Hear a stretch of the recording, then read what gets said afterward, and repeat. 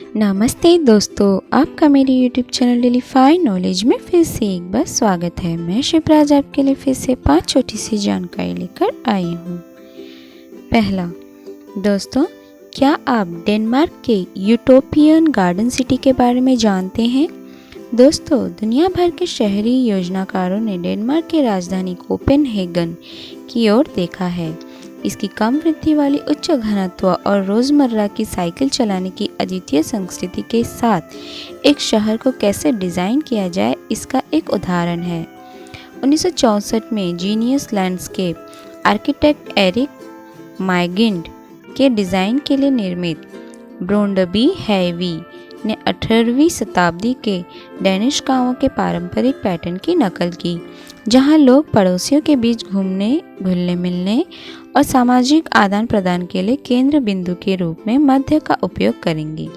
यह मानक उपनगरीय कल दा सैक के अलगाव और भ्रष्टता से बहुत दूर है। ब्रोंडबी हैवी ने घरों में बड़े यार्ड है जो शोर और घनी आबादी वाले शहर से एक वापसी प्रदान करते हैं और बढ़ते पौधों और फसलों के शौक में शामिल होने का अवसर भी देते हैं। दूसरा, दोस्तों, क्या आपने वेलोनिया वेंट्रिकोसा के बारे में सुना है? इसे बबल शैवाल और नाविकों के आंखों के रूप में भी जाना जाता है। यह उष्णकटिबंधीय और उपोष्णकटिबंधीय क्षेत्रों में दुनिया भर के महासागरों में पाए जाने वाले शैवाल की एक प्रजाति है। यह सबसे बड़े एकल कोशिका वाले जीवों में से एक है। हालांकि वास्तव में एक एकल कोशिका होने के बावजूद इसमें एक से अधिक केंद्रक होते हैं। वेलोनिया वेंट्रिकोसा आमतौर पर अकेले बढ़ते हैं, लेकिन कभी कभी वे समूह में बढ़ते हैं। वे कैरेबियन उत्तर से फ्लोरिडा, दक्षिण से ब्राज़ील और इंडो पैसिफिक जैसे क्षेत्रों के तटीय क्षेत्रों और महाद्वीप शेल्फ में दिखाई देते हैं। ये अक्सर टूटे हुए प्रवाल में रहते हैं। ये सबसे गहरे पानी में रहते हैं जो लगभग 260 फीट है। इसका व्यास आमतौर पर 1 से 4 सेंटीमीटर तक होता है। हालांकि दुर्लभ मामलों में यह 5.1 सेंटीमीटर तक पहुंच सकता है। यह शैवाल नीचे से रेशों से जुड़ा होता है। एक सबस्ट्रेट से सूक्ष्म बाल जैसे उपांग द्वारा लंगर डाला जाता है, जिसे राइजोइड्स कहा जाता है, जो आश्चर्यजनक रूप से मजबूत पकड़ बनाते हैं। वेलोनिया वेंट्रिकोसा ने व्यापक एक्सरे विश्लेषणात्मक प्रक्रियाओं से गुजरा है। इसके विद्युतीय गुणों के लिए भी इसका अध्ययन किया गया है, क्योंकि इसके चारों ओर समुद्री जल के सापेक्ष इसकी असामान्य रूप से विद्युत क्षमता है। तीसरा, दोस्तों, वैज्ञानिकों ने 2000 साल पुरानी फेस क्रीम की खोज की, जिसमें उंगलियों के निशान भी है। वैज्ञानिकों ने लंदन के एक प्राचीन रोमन मंदिर में अंतिम उंगलियों के निशान वाली 2000 साल पुरानी फेस क्रीम खोजने का दावा किया है।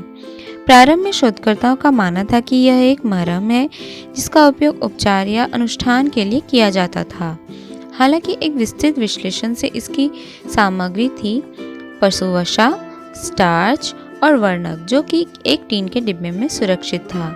रोमन फेस क्रीम एक अलंकृत टीन को बर्तन में पाया गया था, जो कि 6 बाय 5 सेंटीमीटर है और इतनी उच्च गुणवत्ता का है कि यह आज उत्पादित सौंदर्य प्रसाधनों के बराबर है। इस प्रकार की फेस क्रीम सबसे अधिक संभावना एक धनी महिला या संभवतः एक मंदिर की वेश्या की होगी। बॉक्स और उसकी सामग्री को तुरंत लंदन के संग्रहालय में अन्य प्रमुख खोजों के साथ प्रदर्शित किया जाएगा।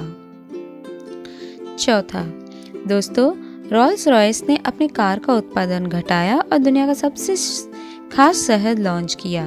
रॉल्स रॉयस को दुनिया की कुछ सबसे शानदार कारें बनाने के लिए जाना जाता है। बाजार में उनका हालिया परिचय उनकी पहली SUV कॉलिनन है।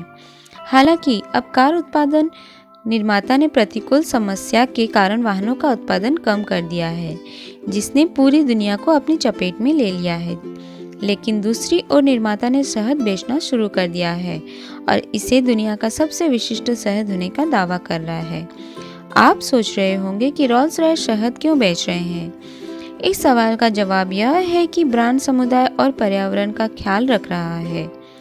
हाँ, यह काफ़ी आश्चर्य की बात है कि जब हर दूसरा कार निर्माता मास्क, वेंटिलेटर, सैनिटाइजर और बहुत कुछ उत्पादन कर रहा है, तो रॉल्स रॉयस शहद की कटाई कर रहा है। उनके इस हरकत की वजह काफ़ी दिलचस्प है। ब्रांड ने 2017 में गुडवुड में 6 मधुमक्खी के छत्तों के साथ एक मधुमक्खी पालन की स्थापना की थी। अब जब कार उत्पादन में भारी कमी आई है, ब्रांड दावा कर रहा है कि 2,50,000 मधुमक्खियों का उनका कार्यबल सामूहिक रूप से शहद के उत्पादन के नए रिकॉर्ड स्थापित करने के लिए काम कर रहा है। 5वां, दोस्तों, क्या आप साधु अमर भारती के बारे में जानते हैं? बहुत से लोग वास्तव में भारती की कहानी को सच नहीं मानते हैं, लेकिन यह सच है। यह शख्स पिछले 45 साल से बिना एक बार नीचे रखे हाथ उठाकर रखता है।